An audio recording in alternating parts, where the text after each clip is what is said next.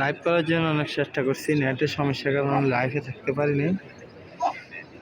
এখানে সবাই আমরা তওয়াফ শেষ করে জুমার নামাজ আদায় করার উদ্দেশ্যে বসে পড়েছি।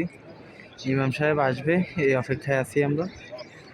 সকল মুসলিম উম্মার উমরা খেলা কবুল করে নেক, সবাই জিন্দেগি সমস্ত গুনাহ মাফ করে দেখ, আমাদেরকে হায়াতে তৈয়বা দান করক, রোগ ব্যাধি থেকে আল্লাহ মুক্তি দান করক, পিতামাতার হায়াত লম্বা করে দেখ, কবরবাসীর আযাব মাফ করে দেখ, আল্লাহ আমাদের জিন্দেগি সমস্ত গুনাহ মাফ করে দেখ, আমাদের পরিবারের সবাইকে দীর্ঘ নেখাত দান করক, সুস্থতা দান করক, আল্লাহ সবার মনে আশা পূর্ণ করক।